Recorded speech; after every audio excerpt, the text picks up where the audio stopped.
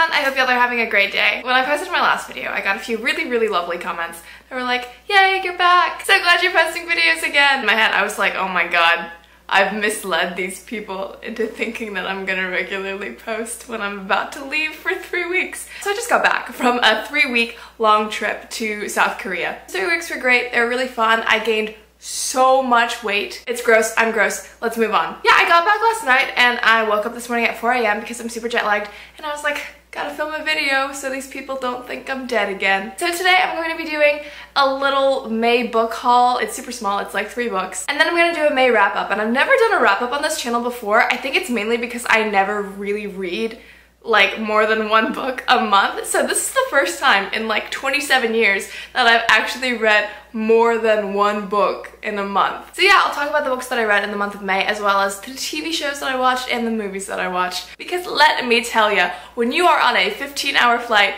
to and back from somewhere, you watch a lot of movies. But anyway, first let me show you the books that I bought this month. So as soon as I came home for summer break from school, I immediately went out and I purchased Always and Forever Lara Jean by Jenny Han, and I've already read this book and I have a review up for it, so I will link that in the pants in case you haven't checked it out. I also bought this book, which I feel like I'm gonna get some flack for purchasing it. Like, if you know me at all, like if you've been on this channel for like any amount of time, if you've just seen my like profile picture, which I haven't changed in so long, this shouldn't come as a surprise. I guess it is a surprise that I waited so long to buy it, but I bought Carve the Mark by Veronica Roth. I have been reading this for a really long time and I just haven't finished it yet. But when I finish it, I will make a video about it. Those are the only 2 books that I purchased this month, but I did get a book in the mail. So Griffin Teen reached out to me and they were like, hey, we saw this video of yours. We can tell that you really like this book and that you really love this author. So we're gonna send you the paperback version of Carry On by Rainbow Rowell. Look at this book. It is gorgeous. It is super fat too. It's a super thick paperback. I mean, it was a pretty thick hardcover too. But this is gorgeous. It is beautifully illustrated. The colors are super vibrant. This is what the spine looks like. This is the back. And then the inside flap is like black and it has stars and it says, you were the sun and I was crashing into you. So Griffin Teen sent me this paperback version of Carry On, which came out, I think, the 9th of May. This came in the mail literally the day that I had left for Korea. So it was just sitting, waiting around for me to come back, and 3 weeks later, here I am, and it's finally in my hands, God bless. But not only did they send me the paperback version of Carry On, they also sent me this really cute tote bag that has a book on it that says Rainbow Rowell, and then on the back it says, find what you need in a Rainbow Rowell novel. Last but not least, they also sent me this foam board cutout of Baz. I'm in love with this. I love this. Okay, so that was it for the mini book haul. If you can even call it a book haul. It was 3 books. Moving on, let's talk about the books that I read, because guess how many books I read? It was 3 times 2. It was 6! Unbelievable. That is unbelievable for me. Like I said, I was traveling the past 3 weeks, so I was on a lot of plane rides, a lot of train rides, a lot of car rides. There was just a lot of time for me to read. And so yeah, let's just get into the books that I read this month. The first book that I read this month, unsurprisingly,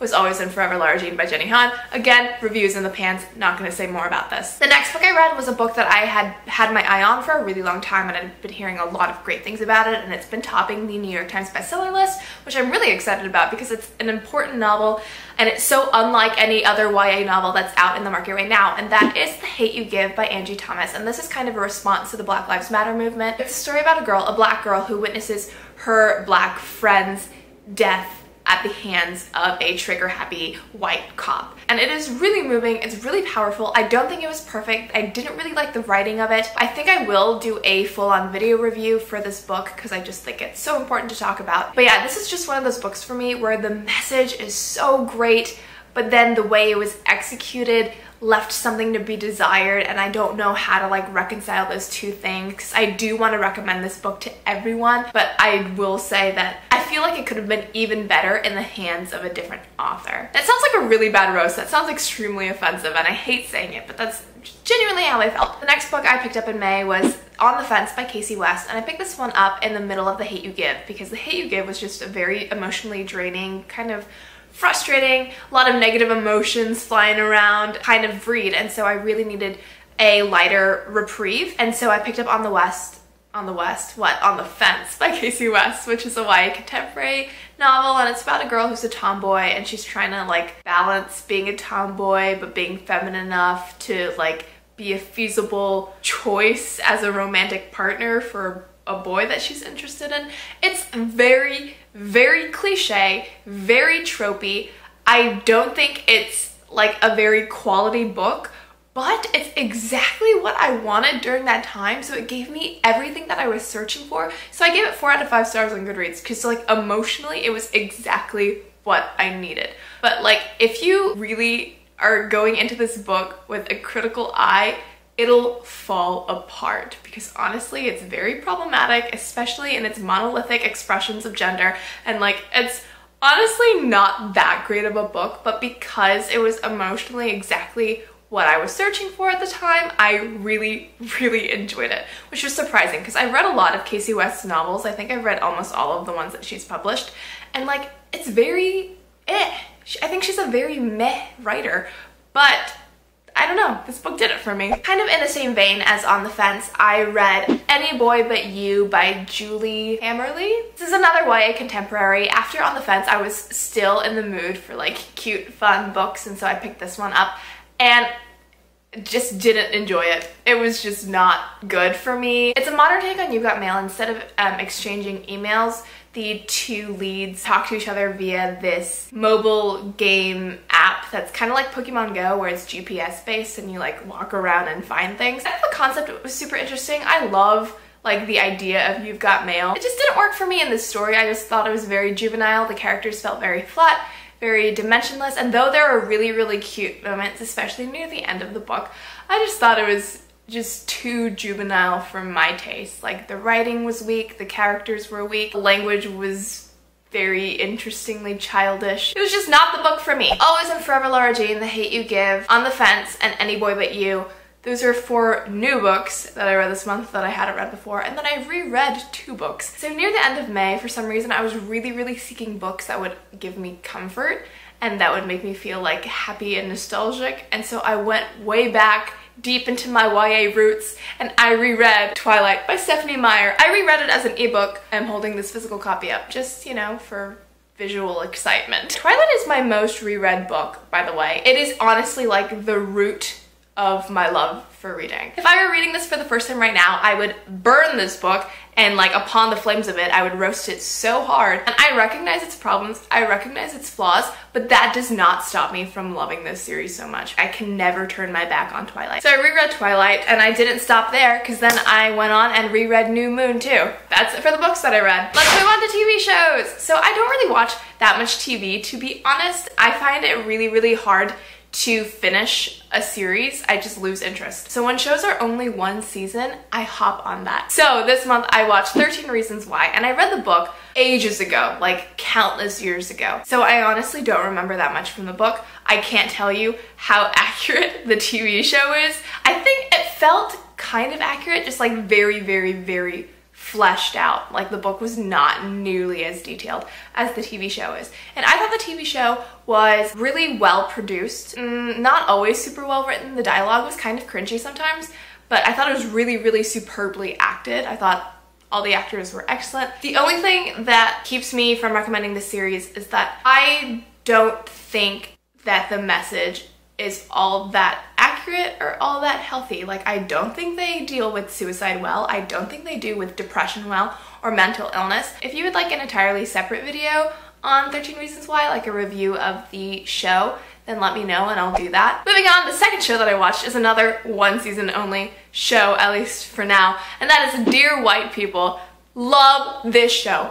Loved it so much. Just watching it, I was like, this is Vanderbilt. This is exactly Vandy. Just so good. It's so smart. It's so smartly written. There's just so much satire crammed into the show. I feel like it's so self-aware. I really loved Dear White People. So like I mentioned before, I spent a lot of time on planes this month. And did you really go on an international flight if you didn't watch at least 2 movies? So I watched 4 movies on the way there, 4 movies on the way back. So I watched a total of 8 movies this month.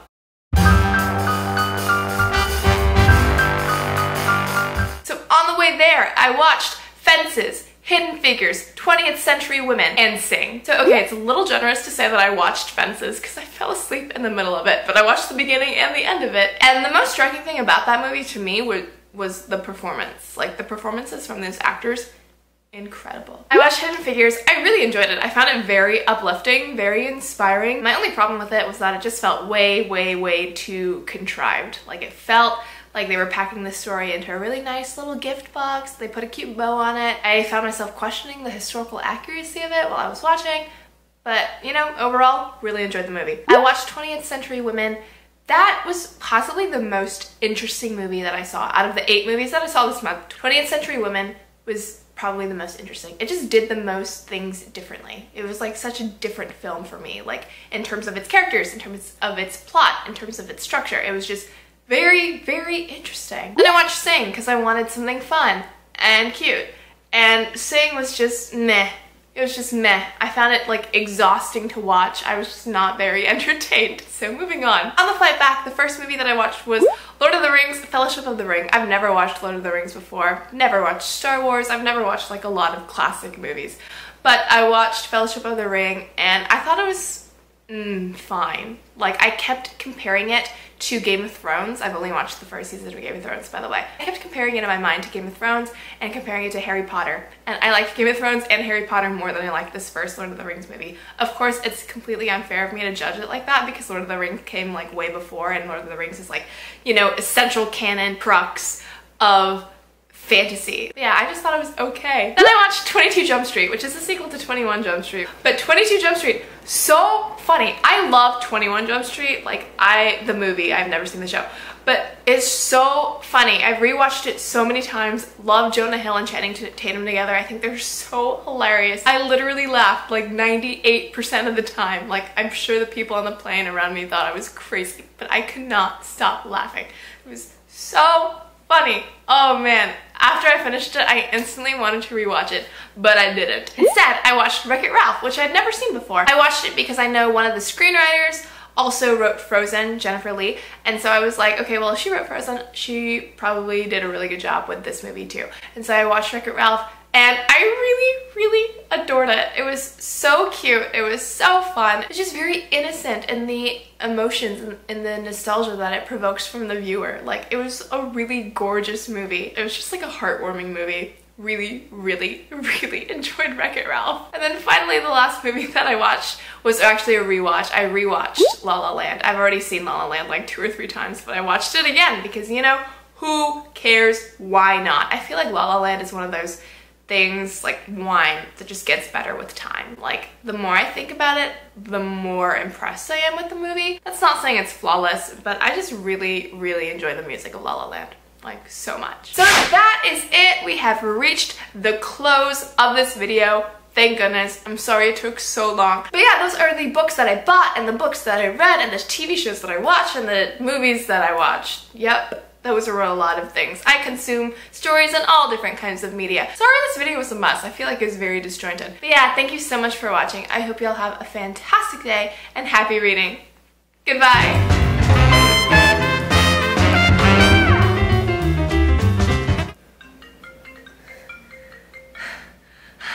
I'm getting a phone call and I don't know who it's from. I hate getting unknown calls. Oh, thank God.